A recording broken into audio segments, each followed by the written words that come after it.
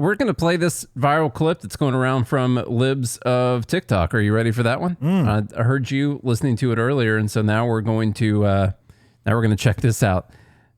That ordinance means like music, not talking. If someone is offended by your talking, then we have a problem. That is a constitutional violation of our rights. If you shut us down, no. If they are offended by your speech, okay, then I'll write you the ticket, and then we'll go from there. Wait, you're going to take us for offensive speech?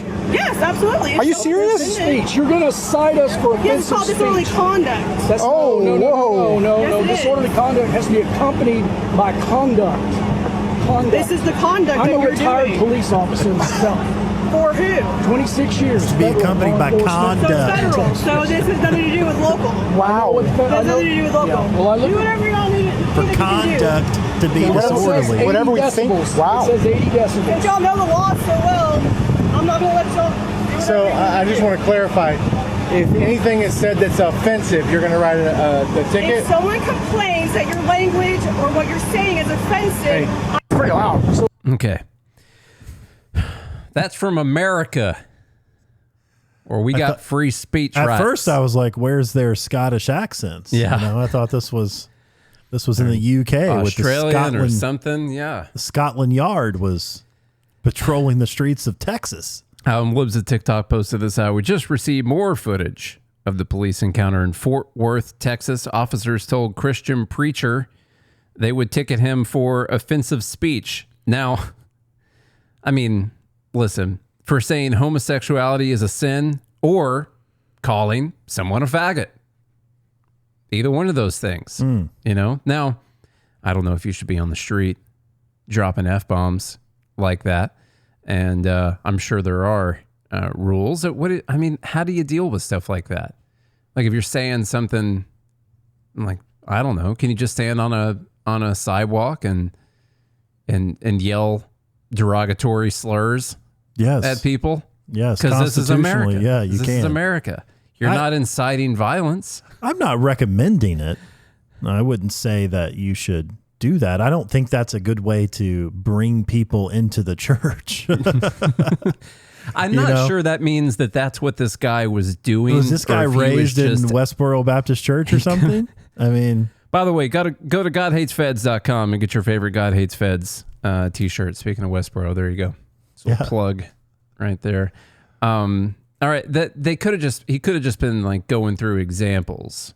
Checking to see with the police. By the way, is this another cop that's saying the same thing? Yeah, it's a different cop there that showed up to the disturbance. Apparently, someone complained about the disorderly conduct. About the offensive speech that was taking place.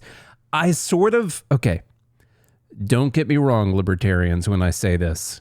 I sort of feel bad for this specific cop in a way in this clip because he clearly disagrees, but he is still saying like, well, unfortunately that's my job.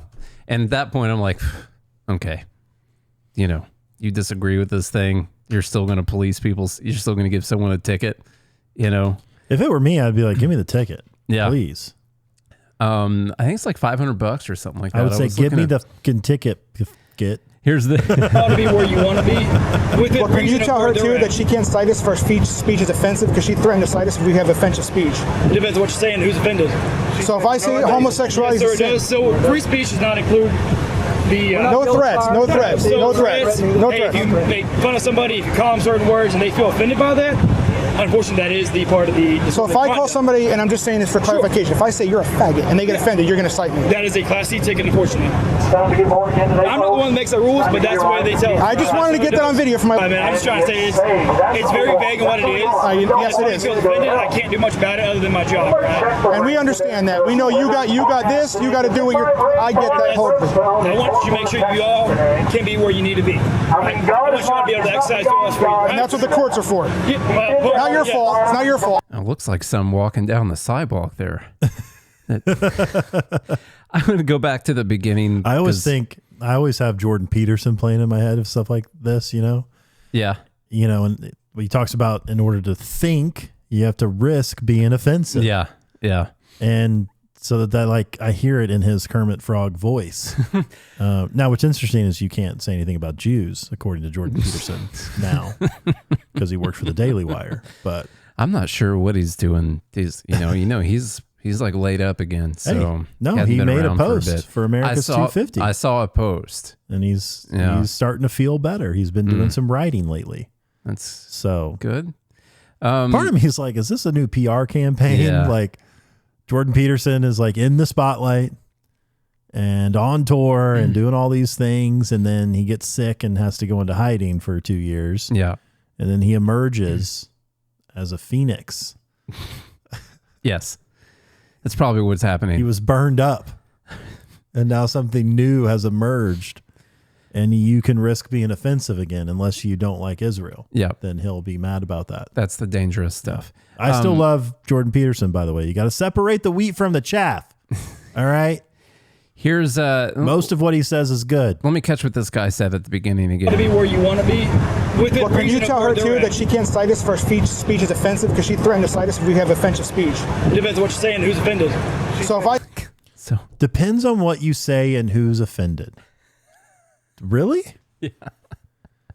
So does it really depend on who is offended? I guess so. According to Fort Worth. Is this Fort Worth? It's Fort Worth, apparently. By the way, this is also happening in Texas. Mm-hmm. Tejas, of all places. I know. The state that almost successfully seceded from the Union. Still might someday. The Battle of the Alamo down there in San Antonio. The heroes you read about in American history, like Lone Survivor, Mark Luttrell. He is Texas. And that Texas, flag. Yes, America's Texas. That flag was like just as important as the American flag. The Lone Star State, the like gateway of all Westerns. Yeah. Here's one more. Yep.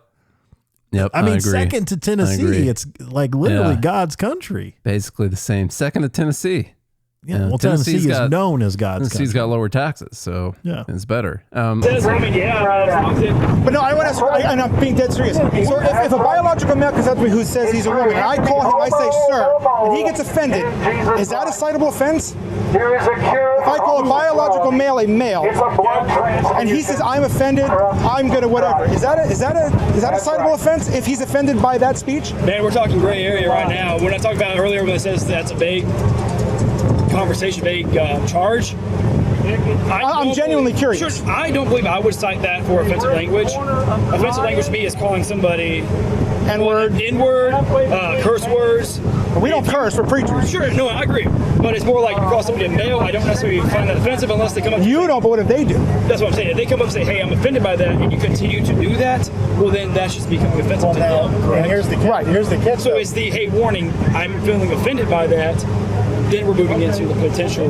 But so what if I'm offended by what they say? Like they come up telling me this and then the other, swearing at me, will they get cited? Are you offended by it? I'm offended by all of this. What's good for the goose is good for the gander. I'm offended by seeing half-naked men run around with children. I am deeply offended by that. Correct. Unfortunately, there's not much on our side to do anything about it. Remember when I said it depends on who's offended? Yeah. Unfortunately, there's not much we could do about that. You know, look, you're gonna have to take that up with your raped locals in the streets all the time.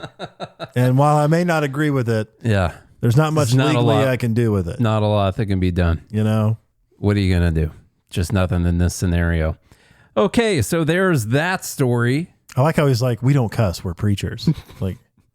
Okay, but you have no problem calling someone a faggot. Actually, it was funnier in that scenario because he was like, if you're like calling someone the N-word or cursing at them, and he goes, well, we don't cuss. We're preachers. In my mind, I was like, what about the N-word? Yeah. Like, what are you doing? Okay, so there's that story. By the way, it's interesting to me a little bit on the Christian front, which is, the Bible doesn't have specific words you're not allowed to say.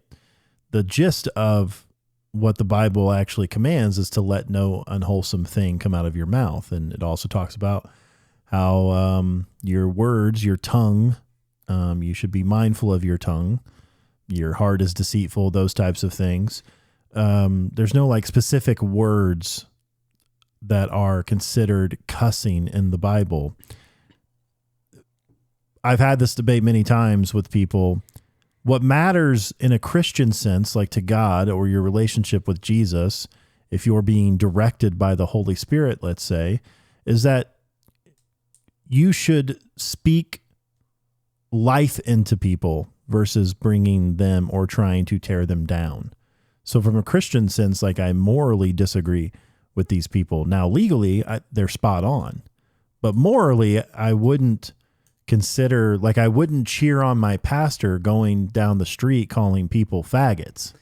To be clear, we don't know for sure that that's what they were doing. We just know that that's an example that he brought up. So I don't want to speak ill of these people because I don't have any videos. Well, that's why I said I wouldn't cheer on my pastor. Yeah. Going down the street, calling people names like that. To me, that's not how you like grow the kingdom. Mm-hmm. You know, you find out what's happening underneath that. Like what is happening to where you feel like you're a woman when you're not one. Like what is causing that? A mental disorder. I have a trans friend, and I can tell you, I know why. I know exactly why this person is trans. You know, not that they've had a necessarily hard life, but this is someone who's extremely intelligent, not widely accepted. It is someone who was adopted, had drug parents, like his actual biological parents were druggies. He was given everything. I can say he, it's fine. Because I'm talking about when I knew him, he was a him. I got you. Okay. Mm-hmm. He was given everything you could possibly imagine. Didn't really have a sense of a moral framework, let's say. I think people did the best they could do. But then he's an extremely intelligent person that's not widely accepted, but knows how to garner attention. And this is like, there were many phases leading up to the trans phase, and they all have to do with the same masking of trauma that this person was covering up. That's what you have to get to. We always talk about getting to the root, man. That's the root cause. Everyone passes the root, and you got to go right down deep in there. Otherwise that tree ain't coming up, so to speak. So let's talk about the next story here, which is Graham Platner suspending his Senate bid. Now, Graham Platner, Charlie, if you don't remember, is the guy who had the first controversy we talked about with him was he had a tattoo on his chest that sort of looked like a Nazi tattoo. Okay. And so that came out, and of course Republicans were like, oh my God, it's a Nazi tattoo. And Democrats were like, definitely not a Nazi tattoo. Who cares about Nazi tattoos anyway? You know? And then there was like another controversy that happened where he was texting ladies and stuff, that, you know, he's got a wife and all that. And then there was some accusations of some assault maybe came out. Well, he still came out and he won the main Senate primary massively. He got 72% of the vote in the Democratic primary. All right. And now we come up on this deadline, and a new accusation came out starting this week from I guess this part was important for people, but the girl who accused him, former girlfriend, is also a Democrat. And this big story came out in Politico, and apparently a little bit more evidence, like she had told her therapist about it, something like that, and that he had raped her, that kind of thing. So he dropped out. That's what's going on with this whole thing right now. He's got a video. We're going to play a little bit of the video. I'm glad to see this guy gone, but like, not for this reason. This is And it's not, so if you really did do the thing, then yeah, that's awful, terrible. You should not be holding any political office at all. What I find strange is that the Democrats weren't like believe all women for the longest time with this guy. It depends. You know? Yeah. I guess it does depend on who is offended. It really does. It does. It's always subjectivity. Yeah. That's what happens. Yeah. And it also depends on clear as mud, man. It also depends on your poll numbers. They didn't care so much about it when he was very, very close to beating incumbent Republican Senator Susan Collins in Maine. But as the polls have started to change, that's been an issue. There's also other issues. Listen, there's conspiracy theories galore, even with this. There's always some crazy theories. Theories like he's not the biggest Israel guy that there is out there, calls Gaza a genocide, stuff like that. You know, what are you going to do about that? And that coupled with his potential Nazi flag. Nazi thing, you know, maybe should have seen the whole Israel thing coming. I don't know. But yeah, so there's issues there. And we came up on this deadline for the Democrats to decide someone else to be on the ballot, or else he would have had to stay on there. But for them to be able to put someone else on the ballot before the election, that he had to drop out by like July 13th, I believe is when that had to happen. And so what do you know? This big accusation comes out this week. It's pretty crazy, right? It's always the timing that makes these things less believable to me. The guy's been running for a while, and now this comes out just in the nick of time where there's still time for the head honchos in the Democrat Party to pick who's going to be on the ballot instead. You know, that works out well for them. It's crazy how that works, you know. Now the party bigwigs get to pull whatever name they want and put that person up. I think that's how they're going to do it. They could. I don't know how else they're going to end up doing it that quickly. So yeah, pretty crazy stuff going on. I don't like the guy, by the way, at all. He's like this everyman. You know, he's got a beard. He's an oyster man. You know, broke, used to be in the military, served overseas, stuff like that. That kind of thing. Also wants to like confiscate your property and redistribute it to everyone, because that's what he fought for. You know, is the government's freedom to do that.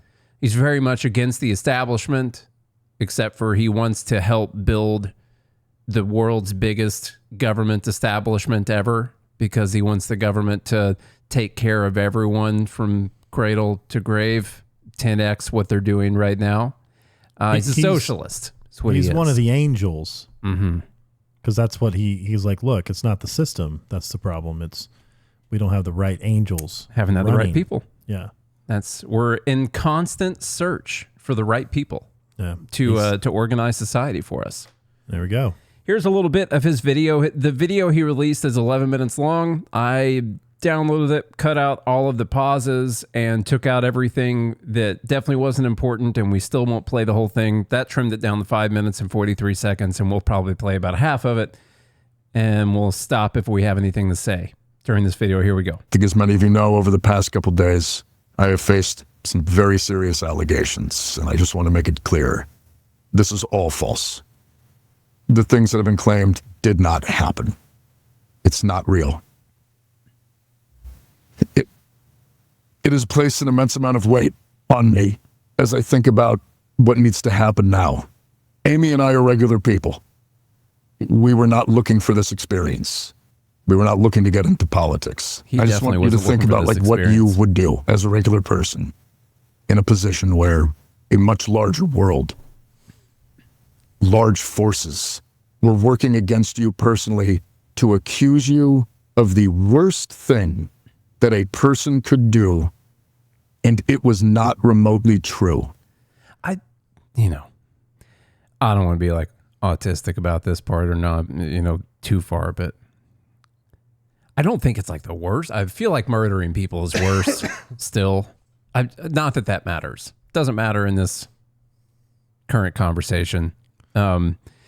Maybe. I mean, there's always this perceived peace with death. That's true. Yeah. You know? As opposed to leaving someone living with it afterwards, that kind of thing. So he's coming out denying Depends the whole on who's thing. offended. Yeah.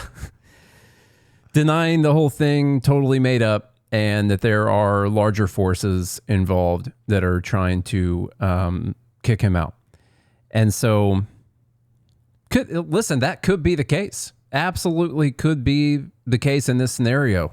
Would not put it past Democrats to decide to remove this guy. This is not the first big story that broke that's tried to take this guy down. It's just the first one that Democrats decided to pay attention to, because he's had the big backers the whole time. He's got the Elizabeth Warren and Bernie Sanders and AOC and all the other socialists out there behind him. And now they flipped, and they wanted them out as well with this most recent accusation that came out. And this stuff's tricky. Like, what are you going to do? You got no...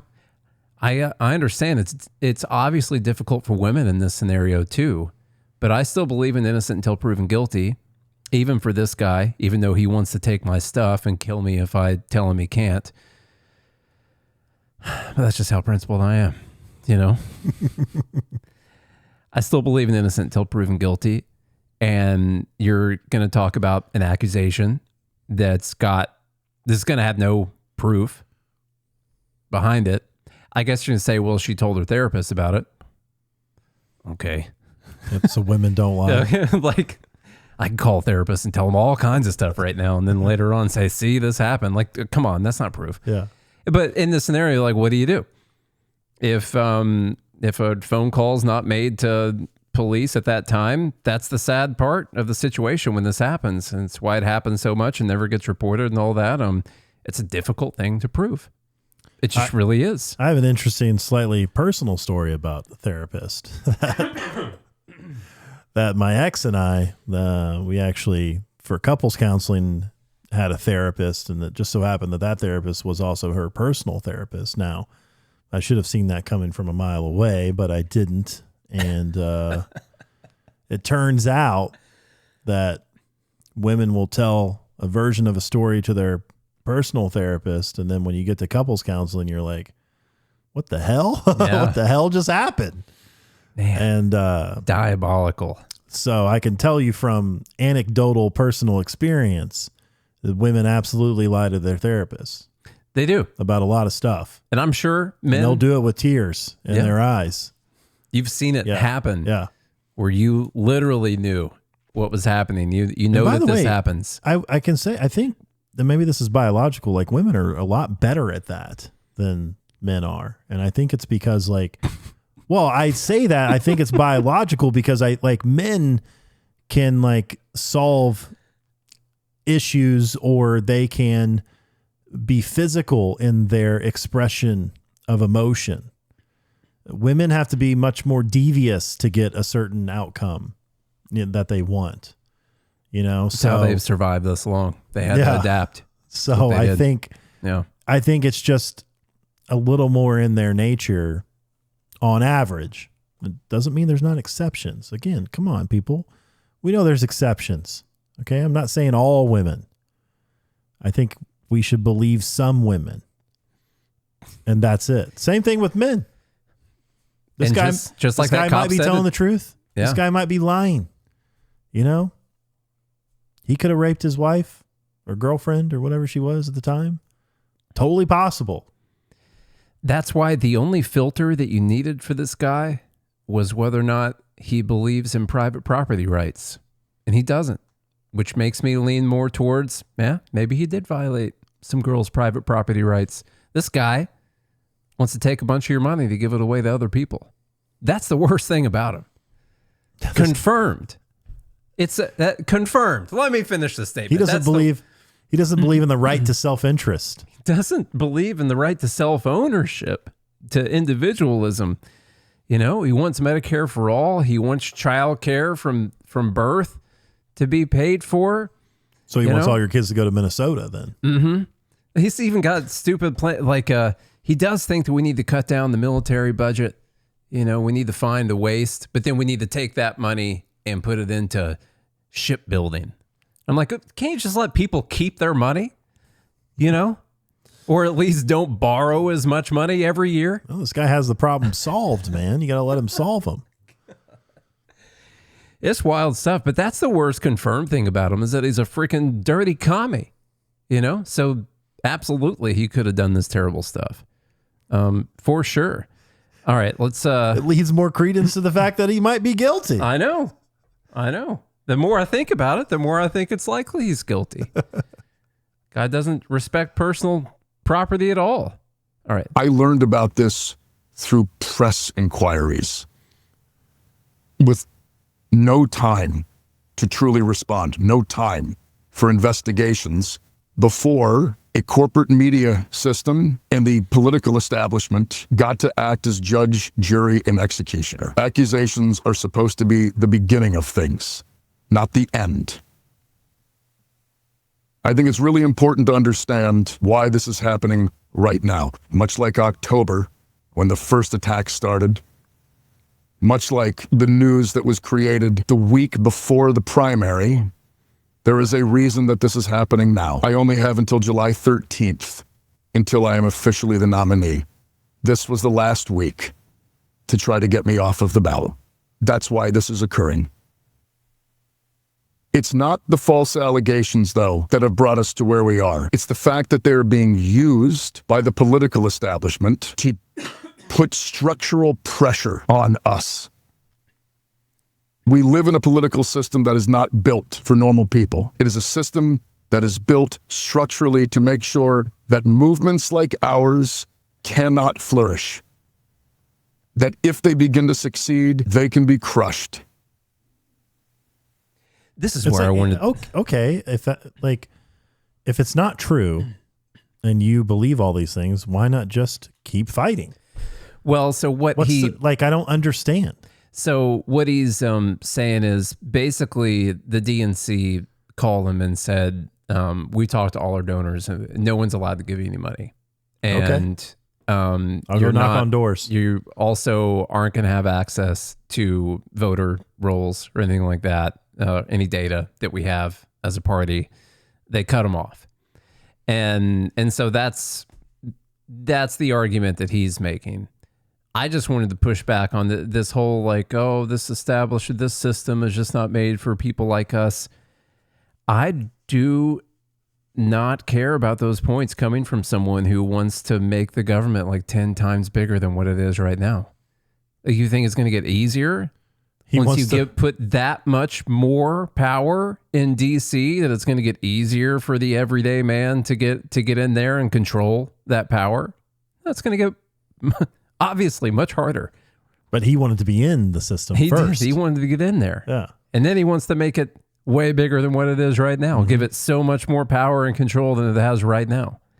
And then, when he gets kicked out of it, complain that it's just too powerful. Just so keeps here's, people down. I guess what I'm gathering from you is that you don't care about this guy. I don't know. I don't care about this guy at all. There's a weird thing happening right now where man, these accusations, this is just a thing for every election, huh? And it's going to continue to be very subjective, whether or not it matters, I guess. Back in the olden days, like when we were in high school, something like this came out, like something like any of the stuff that came out about this guy over the last 6 months or so, you're done.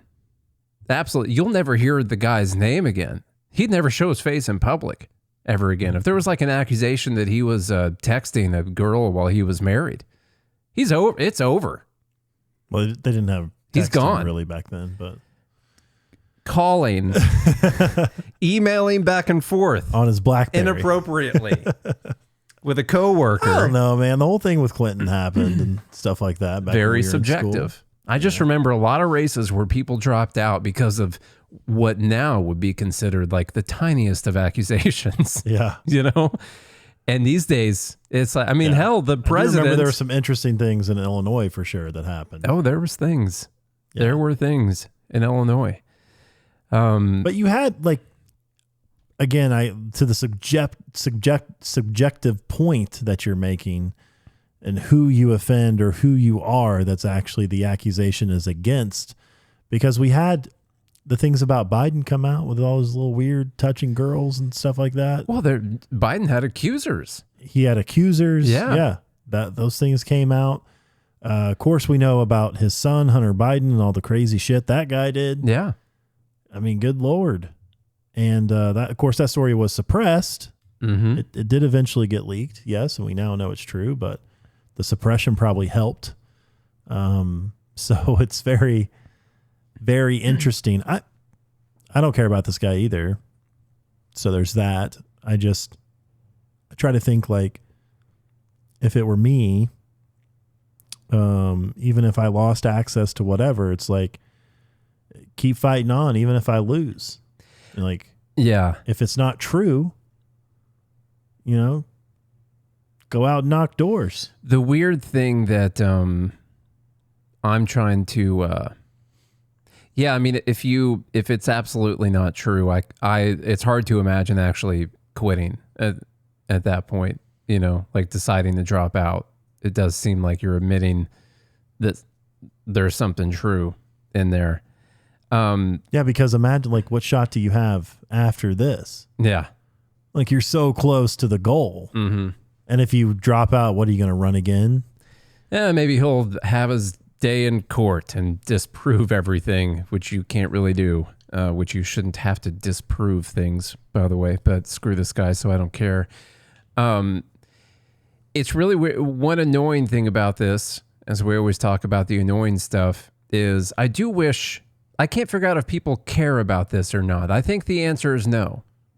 Because, like, Republicans have been talking about this guy. Look at all these awful things and these accusations. Listen, once you elect Donald Trump as your president, sort of done talking about accusations that have been made about random guys. Pete Hegseth has accusations made about him. Plenty of stuff, plenty of people that have been accused of things.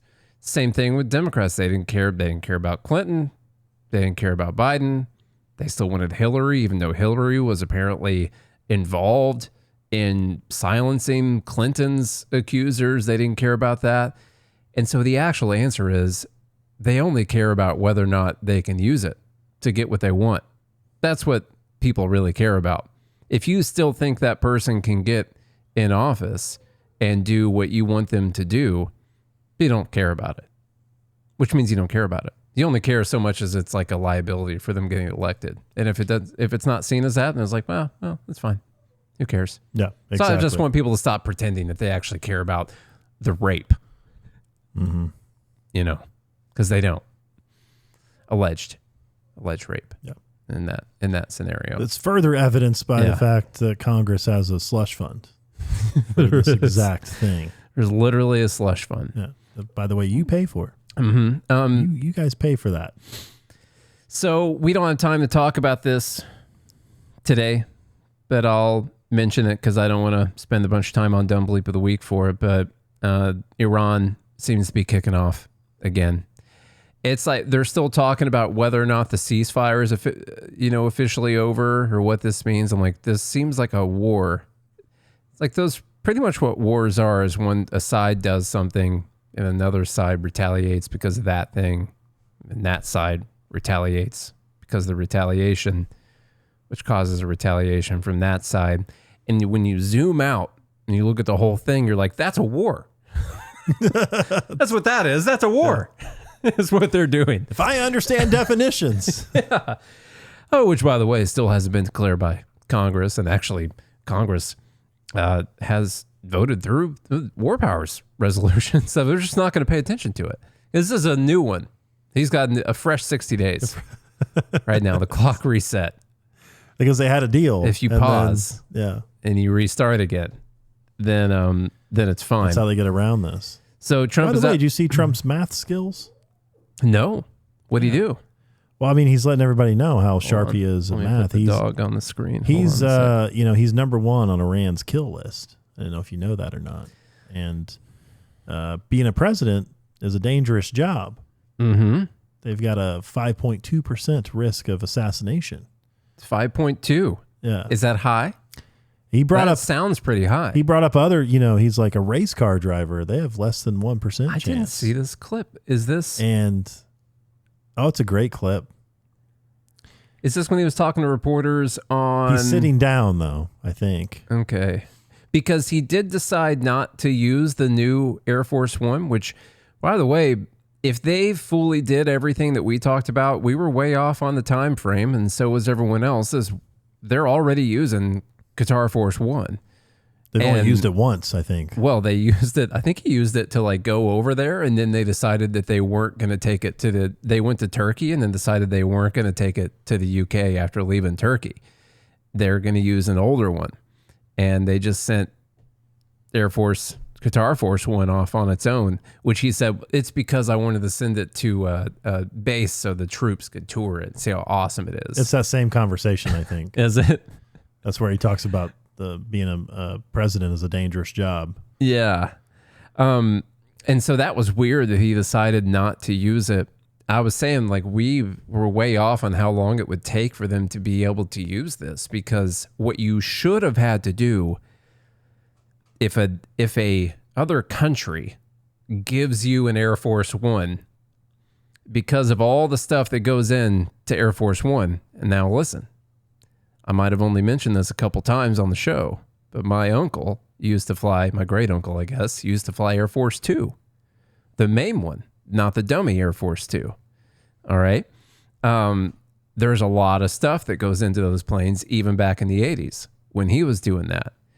And for this plane Which Air Force Two is what? The vice president's plane? Yeah. Okay. So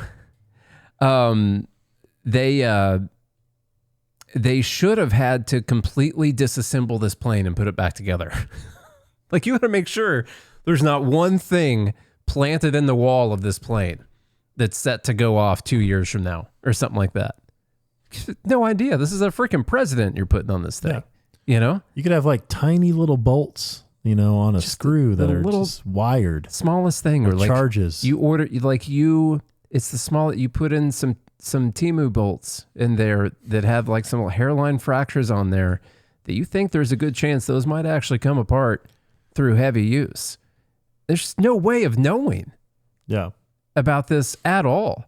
And so anyway, they took Qatar Force One over there. Bolts. They took Qatar Force One over there and decided that they needed to take the old plane out of Turkey. I thought they didn't take it over there. I thought they took it over. I thought they Let me see. I thought they were flying it over to Europe, and they were. Well, so the story has been that he's not leaving Turkey in the new Air Force One.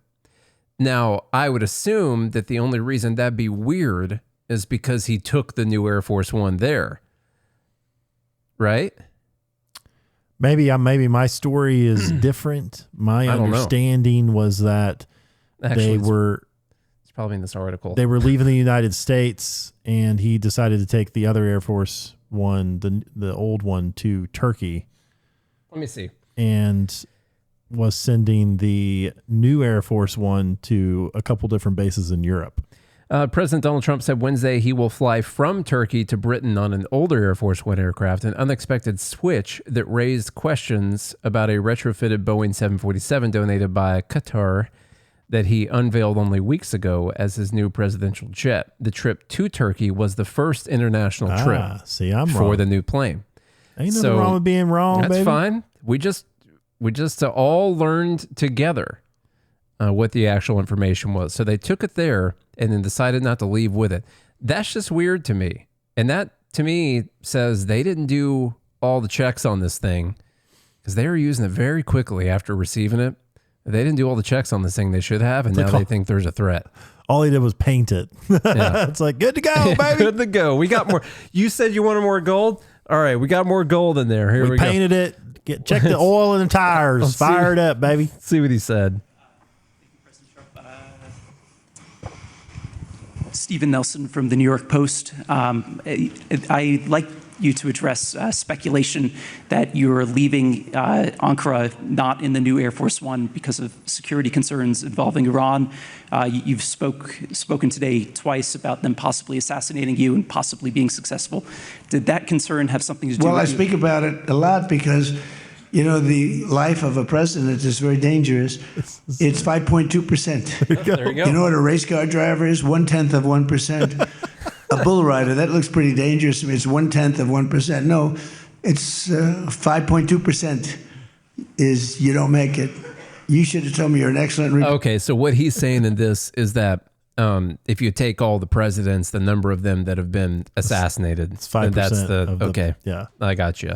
I thought they were assessing like the risk, like today, of him getting He's doing like assassinated. he's doing the broader math. Okay. And it's like, okay, well, I mean, you know, that's a percentage, but then he's comparing it to race car drivers and bull riders. Like, yeah, look, bull riding, that's pretty dangerous. But, you know, not as dangerous as being a president. It's way braver. Now, look, it is true that when you're president, you like obviously you have a target on your back simply by being president of a country. But to compare, like you're not really doing, I would say, a proper analysis of like the situation. Like any given day or given hour, the percentages could be higher or lower, you know, based on what's going on. Yeah. Now, well, that's not how you apply stats anyway. Not that this has to be the conversation, but it's like sometimes my wife will say, well, you know, 50% of marriages end in divorce, so I guess our chances are 50-50. And I'm like, no, that's not how that works. I was like, there's a bunch of marriages that were terrible and that were always going to end in divorce, and they ended in divorce. And there was a bunch of them that are really good and had like a super low likelihood of ending divorce, and they were fine and they kept going.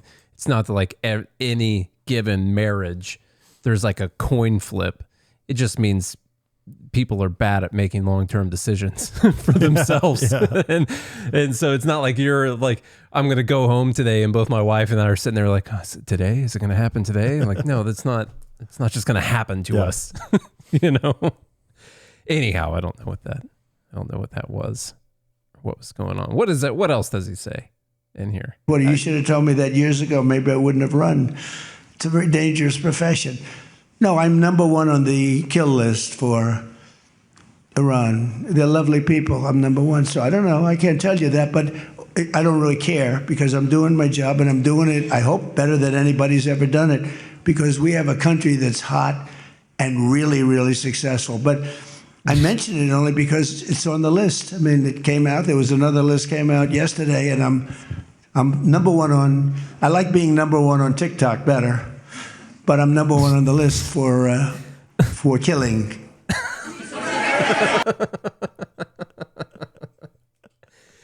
much better to be number one on TikTok. But my question is, why would him using that jet have anything to do with that? I don't know. Maybe it doesn't have all of the. They sped up that whole process. Maybe it doesn't have all the deterrent type of technology that we know Air Force One has. I guess not. So who knows? Okay, so the Iran war is going on. Trump says that it's basically he's done dealing with Iran. He also says that they want a deal very badly, and that he doesn't want to deal with them. And they say they don't have a deal. There never was a deal. No deal. And there's this specific one started with them hitting some ships that were going through the Strait of Hormuz. They did do that. It was there. Remember the memorandum of misunderstanding. Yeah, they think that the ships going through the strait should follow their approved route, and other ships because they want to be able to vet each one of the ships going through and give permission, like a de facto they're in control. They're not charging them or whatever, but just like, all right, you got to talk to us first. There's also this weird thing in there where they said that Lebanon should stop being bombed by Israel. Why? And that didn't happen. Why do you hate Jewish people so much? Have you talked to anyone about that? I know that you do because I told my therapist. Yeah. So, well, I talked to Platner about it. Yeah. You know, I talked to him about it. Yeah. So it seems like the MOU is dead. Iran has fired a lot of missiles. I follow this page called the Hormuz Letter, and to their credit, they don't get community noted very much. They also will say stuff like Iran says it's fired all these missiles at this base.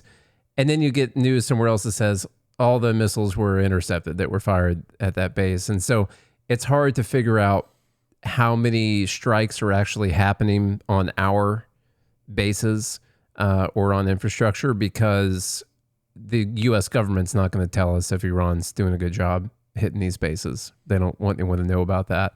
We'll have to look at the leaked satellite photos in a couple months and see what's going on. So here we are back again with the war. I guess we'll keep talking about that. And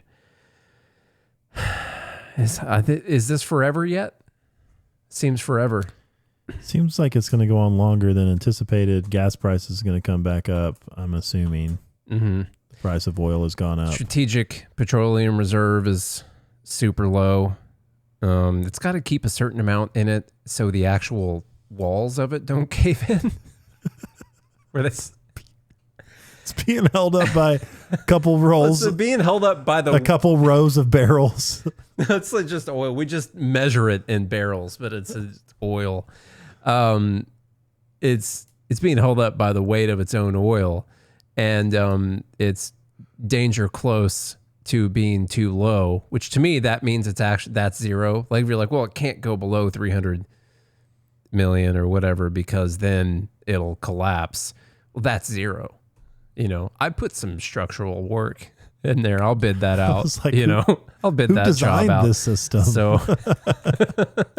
and Costco just asked if we saw Trump's socialist gas stations, and I had that pulled up, and I actually dropped it for today. But there was like Freedom Fuel stations that popped up over the weekend of the 4th. They rebranded a bunch of gas and go, something like that, stations as Freedom Fuel. This company that was formed on like July 1st. They got the trademark, and this, like, no one knows who owns this, like, Freedom Fuel LLC that branded like 25 gas stations over the 4th and offered gas at a 50-cent discount that then the White House posted out about cheap gas at this amazing Freedom Fuel gas station.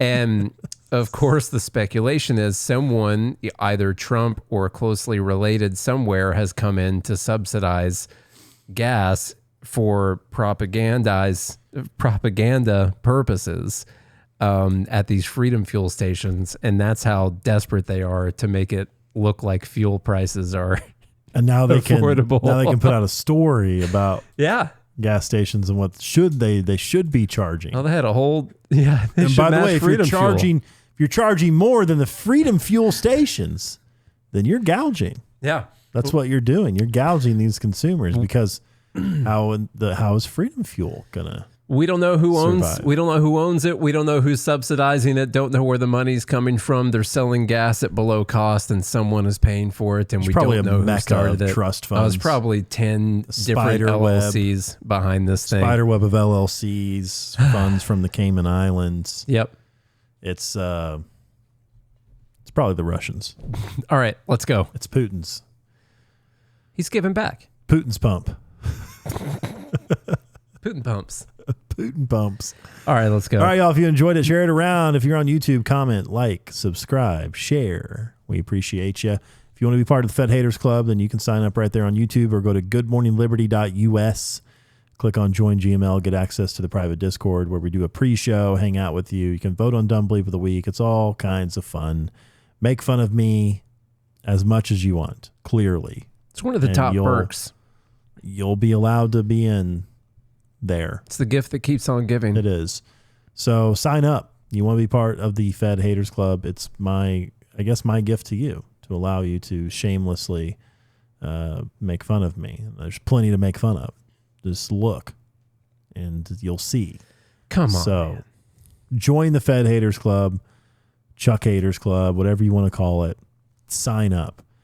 If you want to support the sponsors that support the show, then go to the links in the show notes.